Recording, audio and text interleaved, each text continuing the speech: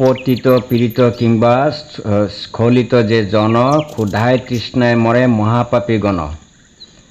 কৃষ্ণায় হরয়ে নম উচ্চস্বরে বলে, হরিনাম উচ্চারণে চতুর্বর্গ ফলে। সর্বপাপ হতে মুক্ত হয় পাপীগণ, হরিনাম মাহাত্ম্যকে করিবে বর্ণন। হৰিনাম এটা কি বস্তু, এই বস্তুটো আমি বুজি নাপালোঁ আজিলৈকে। ইয়াত কি কৈছে, হৰিনামৰ মাহাত্ম্য আছে। যি হৰিনাম শুনিলে মানে সমস্ত পাপ কি হৈ যায়, খণ্ডিত হৈ যায়, সৰ্বপাপ মুক্ত হয় বুলি কৈছে। পাপীগণে যদি এক মনে একচিতে হৰিনাম লয় তেতিয়া কি হৈ যায়গৈ, তেওঁলোকৰ পাপ খণ্ডন হৈ মানে মুক্তি লাভ কৰিব পাৰে। অনন্ত প্ৰভাৱ হৰিনামেৰ শ্ৰবণে, অশেষ হৰিনাম কৰিলে কীৰ্তনে। অনন্ত শ্ৰীকৃষ্ণেৰ চিত্ত স্থাপন কৰিয়া, মনেৰ মালিন্য যত দাও বিনাশিয়া। এতিয়া মনৰ যিবিলাক ভাৱ, বেয়া ভাৱ যিবিলাক, মনৰ কুআচাৰ কুনীতি হিংসা নিন্দা সমস্ত যদি আমি কি কৰিব পাৰোঁ, পৰিহাৰ কৰি বা পাহৰি ত্যাগ কৰি লৈ যদি আমি এক মনে একচিতে হৰিনাম শুনো, কি কৈছে কৃষ্ণে, অনন্ত কৃষ্ণে চিত্ত স্থাপন কৰি, মানে কৃষ্ণৰ চৰণত আমাৰ অন্তৰ দি ল'ব লাগিব। তাৰপিছতে হৰিনাম যদি আমি শুনো তেতিয়াহে তাৰ সেইবিলাক মাহাত্ম্যটো পাম। বুজিবলৈ হ'লে প্ৰথম কথা হৈছে কি, এতিয়া যে এগছি চাকি আমি এই যে ৰুমটোৰ ভিতৰত যে চাকি গছি জ্বলাই থোৱা আছে, বতাহ সোমোৱা নাই কিন্তু, গতিকে থিৰে আছে। যেতিয়া নেকি বতাহ লাগিব তেতিয়া চাকি গছি কি কৰিব, শিখাটো লৰিব। তে আমাৰ এই ভক্তিৰ যিটো শিখা, এই ভক্তিৰ শিখাটো লৰচৰ হৈ আছে। সেইকাৰণে মানুহৰ অন্তৰত মানে ভক্তি জাগা নাই। যিটো কাৰণে যদিও কোনোবা আহিছে, এই এদিন আহি অকণমান শুনাৰ পিছত আৰু তাৰ এলাহে লাগিল আৰু দ্বিতীয় দিন আৰু পোৱা নাযাব। যদিও কোনোবাই 2-4 দিন আহিছে, তেওঁ মানে কি কৰিছে, কথাবিলাক মানে আহিছে, বহিছে, শুনিছে, কিন্তু ইমান মানে শ্ৰদ্ধা বোলা বস্তুটো নাই, গুৰুত্ব নাই, ধান্দা হৈ আছে বেলেগ। সূর্যযত গাঢ়তম অন্ধকার নাশে, পবন মেঘের যেন দে দূর দেশে, সেই রূপ ভগবানের হৃদয়ে আসিয়া, অশেষ বিঘ্নের নাশ করে প্রবেশিয়া। সূৰ্যৰ এটা ক্ষমতা আছে কি, সূৰ্য উদয় হোৱাৰ লগে লগে চাৰিওফালে অন্ধকাৰ নাশ হৈ পোহৰ দিয়ে, হয়নে? চাৰিওফালে যেতিয়া পোহৰ দিয়ে তেতিয়া আমি চব বস্তু জল জল পট পট দেখা পাওঁ। ঠিক তেনেকৈ আমাৰ মনৰ ভিতৰত যিটো অজ্ঞানৰ অন্ধকাৰ, এই অজ্ঞানৰ অন্ধকাৰটো যেতিয়া নাশ হ'ব তেতিয়াও আমি ভাল বেয়া কি বস্তু এইটো বুজি পাম। তেতিয়া চবকে দেখিম আমি ভালেই, বেয়া কোনোৱে নাই। আচলতে বেয়া মই নিজেই, আমি নিজেই বেয়া। আচলতে আমি আনক বেয়া বুলি কোৱাৰ আগতে নিজকে এবাৰ মানে চাই ল'ব লাগে যে আচলতে মোৰ বেয়া এইটো কাৰণে লাগিছে, অমুকৰ ওচৰত মই মানে তাক যে হিংসাভাৱে ধৰি লৈছোঁ, তাক যে মই হিংসা কৰোঁ বা সি যে মোক হিংসা কৰে, ইয়াৰ এটা কাৰণ আছে। কাৰণটো কি, আচলতে মোৰ মনত এটা বেয়া ভাৱ আছে, যিটো কাৰণে তোক মই বেয়া চকুৰে চোৱা হ'লোঁ। সেই বেয়া চকুৰে চোৱাৰ কাৰণে তয়ো, তোৰ লগত মোৰ আচৰণটো সলনি হ'ল নহয়। আচৰণটো সলনি হোৱাৰ লগে লগে মানে তয়ো মোক মানে বেয়া ধৰণে চোৱা হ'লি, মোক মানে সমালোচনা কৰ বা মোক দেখিলেও মাত বোল নকৰ। তাৰমানে মোৰ মনৰ মাজতে সেই ভাৱটো আছে, যিটো কাৰণে তোক সেই বস্তুটো প্ৰকাশ কৰিলোঁ, এতিয়া ওলোটাকৈ তয়ো কৰিবলৈ ধৰিলি। সঁচাকৈ এইবাৰ শত্ৰুৱেই হ'ল।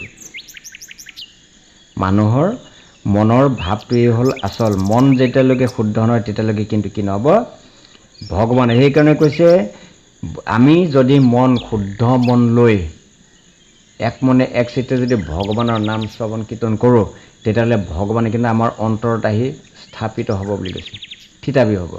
ভগৱানে এই অন্তৰত যেতিয়া থিতাপি হ'ব তেতিয়াই আমি কিন্তু চবকে দেখিম যে শুদ্ধ। ভুল মোৰেই হৈ আছে আচলতে। গোটেই গাঁওখনৰ ভিতৰত বেয়া মানুহ ময়ে, গোটেই গাঁওখনৰ ভিতৰত একেবাৰে দুৰ্বুদ্ধ মানুহ ময়ে, অজ্ঞানী। গোটেই গাঁওখনৰ ভিতৰত একেবাৰে অচলা মানুহ ময়ে। মানে ৰাজহুৱা কামৰ ক্ষেত্ৰত হ'লেও ময়ে পিছ পৰি থকা, জ্ঞানে বুদ্ধিয়ে ময়ে পিছ পৰি থাকে, মানে চব ফালৰ পৰা ময়েহে পিছপৰা, বাকী চবেই আগবাঢ়ি গ'ল। আৰু ভালমতে যদি চেষ্টা কৰি তেতিয়া দেখিম যে হিংসা নিন্দা মোৰ অন্তৰতেই জড়িত হৈ আছে, যাৰ কাৰণে মই ইয়াকো বেয়া পাওঁ তাক, আৰু এজনক বেয়া পাব পাৰে কিন্তু 10জনক কিয় বেয়া পাব? এজন মানুহৰ লগত আন এজনৰ কিবা এটা শত্ৰুতা, আপোনাৰ এজনৰ লগত মোৰ বেয়া হ'ব, কিন্তু মই 10জনৰ লগত কিয় বেয়া হ'ব লাগে? তাৰমানে মোৰে আচলতে বস্তুটো, সেইকাৰণে মই চবকেই বেয়া পোৱা হ'লোঁ। শ্ৰী হৰিৰ কথা নাই যে সব কথাই, সেই সব অসৎ কথা মিথ্যা সমুদায়। সেইটো আমি দিনটোৰ ৰাতিপুৱাৰ পৰা দিনটোৰ ভিতৰত যিমানবিলাক কথা পাতোঁ, প্ৰতিটো কথাতেই পৰাপক্ষত ভগৱানৰ কথা জড়িত থাকিব লাগে, বিষয়টো ভগৱানৰ হ'ব লাগে। আমি ভগৱানৰ কথা এৰি যেতিয়া নেকি বিভিন্ন ধৰণৰ মানে ইয়াৰ কথা তাৰ কথা, ৰাজনীতিৰ কথা, আৰু কিবা কিবি বাহিৰা অন্যান্য বিষয়বিলাক, মায়া জগতৰ বিষয়বিলাক যেতিয়া আলোচনা কৰিম, তেতিয়া কৈছে সেইবিলাক অসৎ কথা বুলি কৈছে। সেইটো অসৎ, সেইটো মিথ্যা, সেইটো আচলতে আমি কৰা অনুচিত। আমি কোনটো কৰিব লাগে আচলতে? যিকোনো সভাত মানে 2-4জন লগ লাগিলেও আমি যি ঘৰুৱা কথা নাপাতো কিয় তাৰ মাজতে কৃষ্ণৰ কথাটো জড়িত থাকিব লাগে। সেইকাৰণে কৈছে এটা হ'ল ৰাজহংসৰ সভা, এটা হ'ল কাউৰী সভা, য'ত ভগৱানৰ নাম নাই, ইয়াৰ কথা তাৰ কথা, কোনোৱে ক'ত কি কৰিছে সেয়া কথা ইয়াত উলিয়াই লৈ আমি পাগলি আছোঁ। তাৰপিছত এনেকুৱা হয় কেতিয়াবা আকৌ কাৰোবাৰ মিছা মানে কিছুমান বিষয় উলিয়াই লৈ আমি পৰৰ নিন্দা পৰৰ চৰ্চাবিলাক যে আৰম্ভ কৰিলোঁ, মানুহটো নাই অথচ তাৰ নিন্দা চৰ্চা চলি আছে, কিন্তু সেইবিলাক কি কৈছে কাউৰীৰ সভা বুলি কৈছে। কাউৰীৰ সভাত মানে কেৱল খালি লোকৰ নিন্দা চৰ্চাই হ'ব। ৰাজহংসৰ সভা কোনখন? যিখন সভাত ভগৱানক বিষয় হিচাপে লোৱা হয়, ভগৱানৰে নাম গুণ গাব, যদিও তেওঁ কিবা মানে সমালোচনাও কৰিছে, তথাপিও ভগৱানৰ বিষয়টোক কিন্তু আনি লৈছে। এই ভগৱানক লৈও সমালোচনা কৰিছে, অথচ নাম কিন্তু ভগৱানৰে লৈ আছে। সেইটো ৰাজহংসৰ সভা। কিন্তু পৰাপক্ষত আমি অসৎ সংগৰ পৰা এৰাই আহি এই য'ত নেকি ভগৱানৰ বিষয়ে আলোচনা বিলোচনা, সেইবিলাক কথাত আমি সহযোগ কৰিব লাগে। যে বাক্যে হৰি লীলা পৰিপূৰ্ণ জানি, পূৰ্ণ কৰ সুমংগল সেই সত্য বাণী। শ্রীকৃষ্ণের যশু গান যাহাতে বিস্তৃত, যে বাক্য জানিবে হরি নামেতে অঙ্কিত। সুখের নাশক রমণীয় শেষ নূতন, মহোৎসব মানবের সুখের শোষণ। চিত্রপদে সুবিনষ্ট যদি হয় কথা, জগৎ পবিত্র হয় হরিযশ গাথা। না থাকিলে কৃষ্ণ কথা কাক তীর্থ স্থান, হংসকণ কাক তীর্থে কবু নাহি জান। শুনিলে কি কৈছে? য'ত কৃষ্ণ কথা নাই কৈছে সেইটো কাক সভা, অৰ্থাৎ কাক মানে কি? কাউৰী। য'ত কৃষ্ণ কথা নহয় সেইটো হ'ল কাউৰীৰ সভা। কাউৰীৰ সভাত কিন্তু ৰাজহাঁহ কেতিয়াবা যায় নেকি? কাউৰীৰ সভাত ৰাজহাঁহ কেতিয়াও নাযায়। ৰাজহাঁহে সি এক্সট্ৰাকৈ থাকিব সুকীয়াকৈ, সি কোনো কাউৰীৰ লগত তাৰ সম্পৰ্ক নাই, কাৰণ কাউৰীয়ে কাহে কৰিব, তাৰ মানে কোনো ধৰণৰ বেলেগ আৰু তাৰ আচৰণবিলাক বেয়া। ৰাজহংসই কি কৰিব?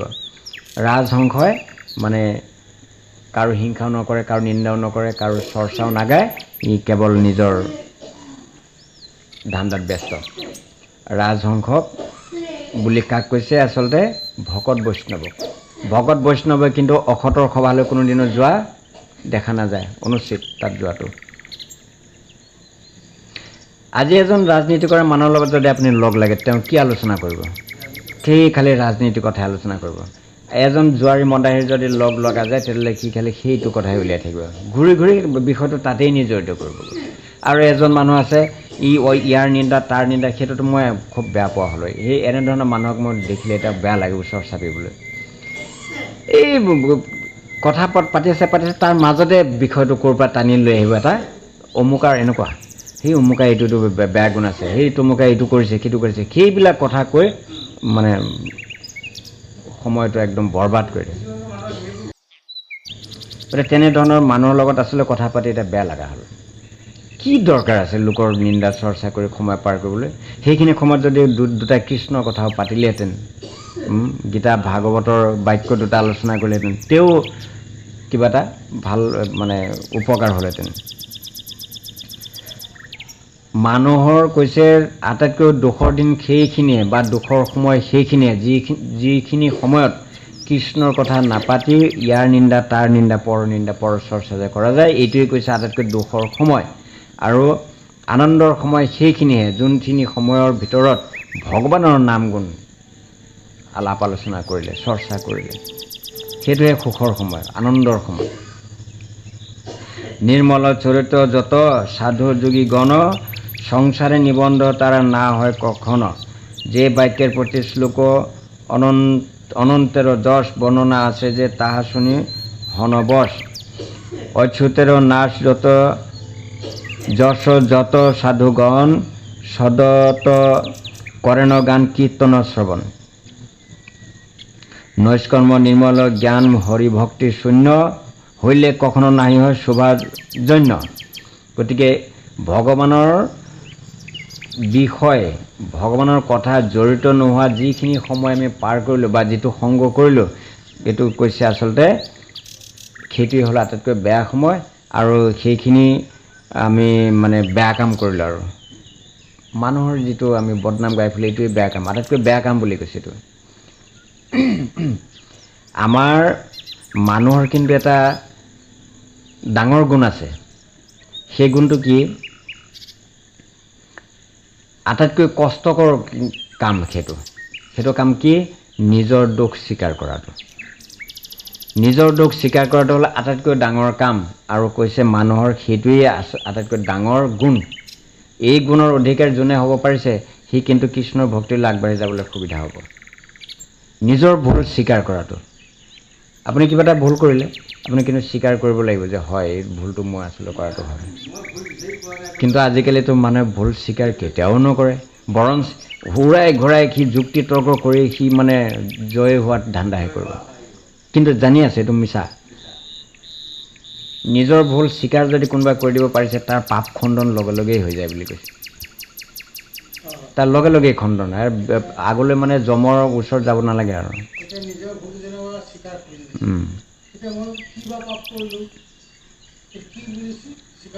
নহয়, আপুনি কি ভুল কৰিলে সেইটো স্বীকাৰ কৰক।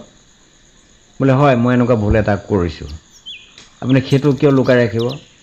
সেইটোক আপুনি উদঙাই দিয়ক। বোলে হয়, এই ভুলটো মই কৰোঁ। আৰু যোনে ভুল স্বীকাৰ কৰিব পাৰিব, সি ক্ষমাও খুজিব পাৰিব। আপুনি জানেনে, যিটো ভুলৰ কাৰণে আপুনি যমৰ যাতনা ভুগিব লাগিব, কিমান দিন ভুগিব লাগিব তাৰ কোনো হিচাপ নাই। আৰু সেই যন্ত্ৰণাটো কেৱল এটা শব্দ, ক্ষমা। আমি যদি ক্ষমা খুজি দিওঁ নহয়, আপোনাৰ সেই মানে হাজাৰ হাজাৰ দিন যন্ত্ৰণা যিটো ভোগ কৰিব, সেইটোৰ পৰা মুক্তি পাই যাবগৈ। এতিয়া আমি প্ৰতিজন মানুহে কিন্তু একো অপৰাধী। আমি যেতিয়া ইয়াৰ এই জন্মৰ আগৰ জন্মত একোজনে একোটা অপৰাধ কৰি থৈ আছে, কিন্তু যাৰ ফলত আজি আমি ইয়াত ভুগিবলগীয়া হৈছে। আমাৰ কয় নহয়, বোলে বিধাতাই যি লিখিছে কপালত সেয়াহে হ'ব। সেইটো সত্য, বিধাতাই লিখাটোৱেই হ'ব। কিন্তু ঘটনা হৈছে, বিধাতাই কি নিজে ইচ্ছামতে লিখিছে নেকি? নাই লিখা। এই যে আমি যে আগৰ দিনত যে কৰ্ম কৰিছিলোঁ, আগৰ জন্মত, এই জন্মৰ আগৰ জন্মত যিবিলাক কৰ্ম কৰিলোঁ, তাৰ ওপৰত ভিত্তি কৰিহে বিধাতাই লিখিছে, তই এই কৰ্মটো কৰিলি, যা এই ফলটো তই ভুগিবি। এতিয়া ভাল কাম কৰিছ, ভাল ফল ভুগিবি, বেয়া কাম কৰিছ, বেয়াটো ভুগিবি। গতিকে আমাৰ নিজৰ কৰ্মৰ ফলহে আমি ভোগ কৰোঁ, বুজিলে? গতিকে আমি কিন্তু প্ৰত্যেকেই আজি যিমান মানে দুখ কষ্ট যন্ত্ৰণা ভুগি আছোঁ, ইয়াৰ মূলতে কিন্তু অতীতৰ হিষ্ট্ৰী আছে, অতীতৰ ইতিহাস আছে। আমি আগত মানে এনেকুৱা বেয়া কাম কৰিছিলোঁ।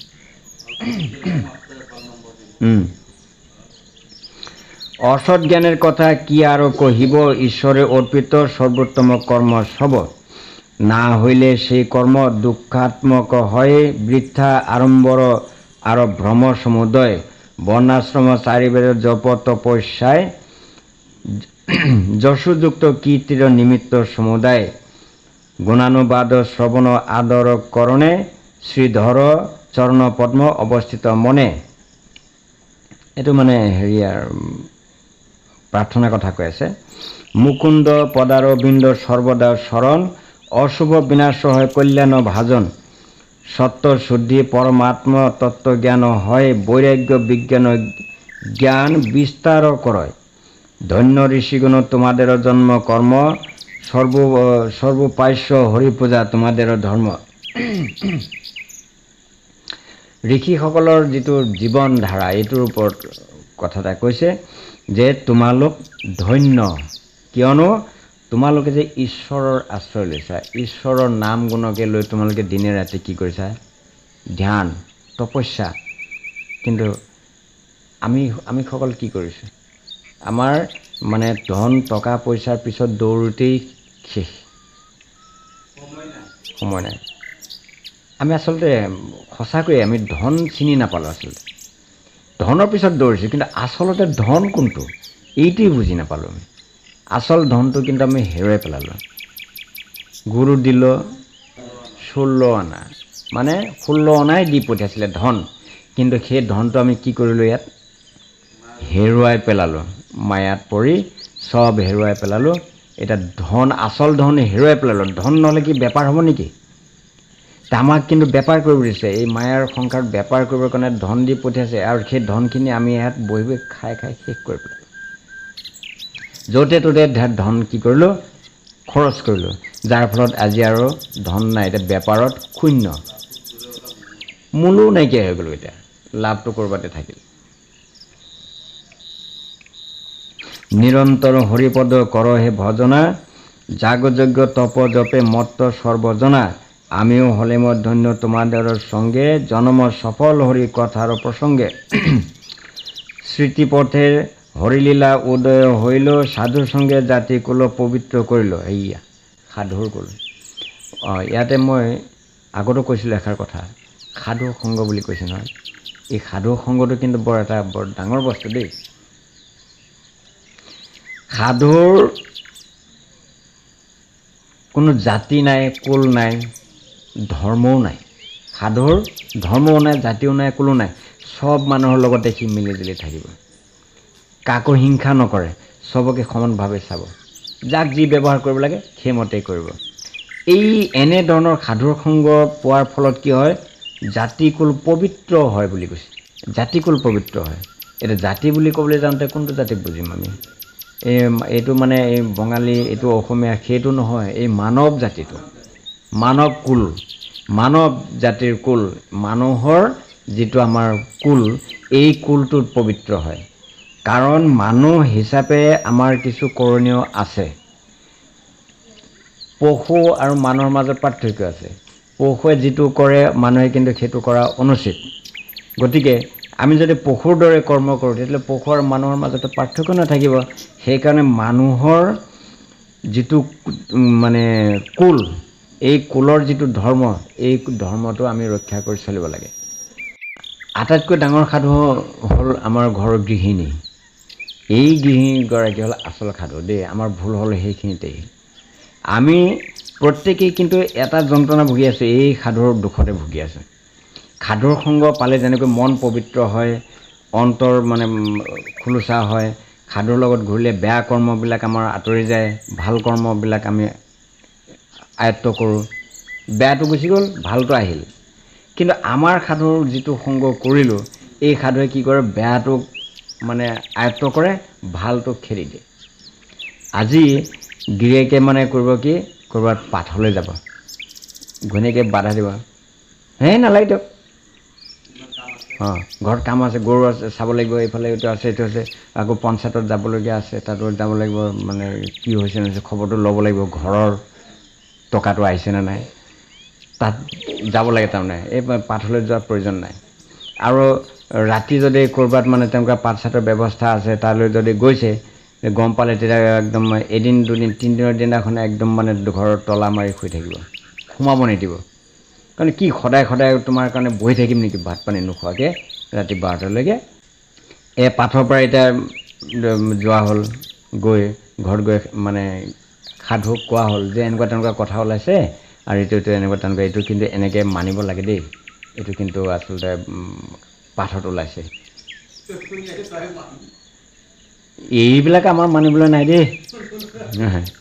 এইবিলাক নাই নাই নাই, এইবিলাক নহ'ব। এইবিলাক তোমাৰ পাঠৰ বস্তু তোমাৰ পাঠতে তাতে তাতে এৰি থৈ আহিব লাগিব, এই ঘৰত নহ'ব তাৰমানে এইবিলাক।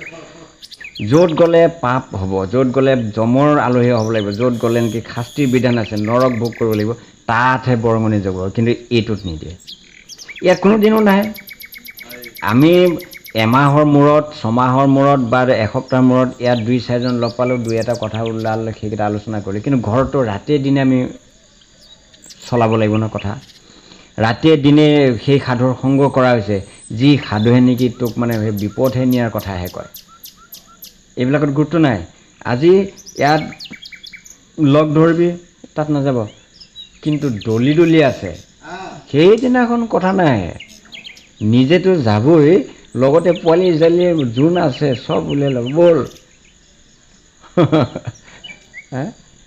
এনে ধৰণৰ ব্যৱস্থা নাই। তেতিয়া ভৰিও নিবিষায়, আৰু যে 3 ঘণ্টা যে বহি আছে কঁকালো নিবিষায়। তাৰপিছত টোপনিও নধৰে, কিন্তু ইয়াত আহিলে কিন্তু টোপনিও ধৰিব, গাৰ বিষ, ভৰি বিষ, কঁকালৰ বিষ ইত্যাদি ইত্যাদি।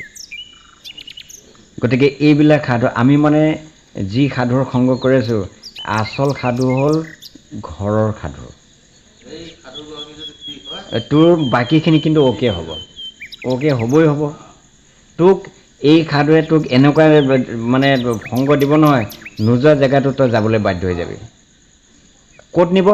তাকো এনেকুৱা জেগাত য'ত নেকি তই অকলে অহলে মানে সাহ নকৰিলেই হয়, তোক সংগ দি পেলাই তালৈকে লৈ যাবগৈ। আৰু তাত গৈ পেলাই তই এনেকুৱা ৰস পালি, যিটো ৰস মানে তোৰ সেই ৰসত মানে মাল আছে। কিন্তু এইটোত আমাৰ এই সাধুৱে য'ত নিব তাত মাল নহয়, কাল আছে। ইয়াত আছে কাল, তাত আছে মাল।